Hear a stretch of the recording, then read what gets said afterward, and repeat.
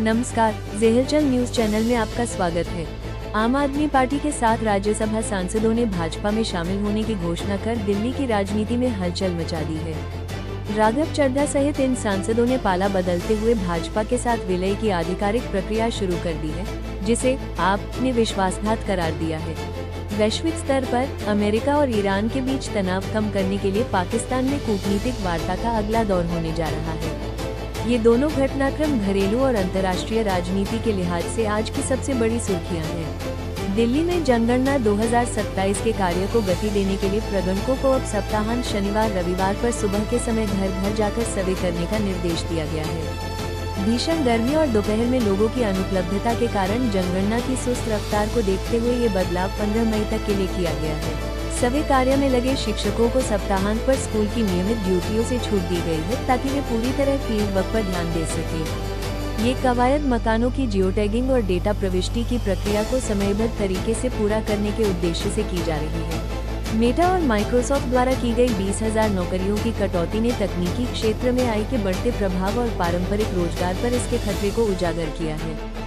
दिग्गज कंपनियां अब मानव संसाधनों के बजाय एआई बुनियादी ढांचे और अनुसंधान में निवेश को प्राथमिकता दे रही हैं। इस बड़े बदलाव से बाजार में एक नए श्रम संकट की आशंका गहरा गई है, जहां एआई कई मौजूदा भूमिकाओं को खत्म कर रहा है। विश्लेषकों का कहना है कि यह पुनर्गठन भविष्य में काम करने के तरीके और आवश्यक कौशल स्किल्स की परिभाषा को पूरी तरह बदल सकता है। ईरान के शीर्ष राजनयिक अब्बास अरागची जल्द ही पाकिस्तान का दौरा करेंगे, ताकि अमेरिकी नाकेबंदी की धमकियों के बीच कूटनीतिक रास्ता निकाला जा सके। राष्ट्रपति ट्रंप के कड़े रोक और आर्थिक प्रतिबंधों के बढ़ते दबाव के बीच ईरान क्षेत्रीय सहयोगियों के जरिए तनाव कम करने की कोशिश में है। पाकिस्तान इस संकट में मध्यस्थ के रूप में उभर रहा है, जहां दोनों पक्षों के बीच शांति वार्ता के अगले दौर की रूपरेखा तैयार की जा सकती है।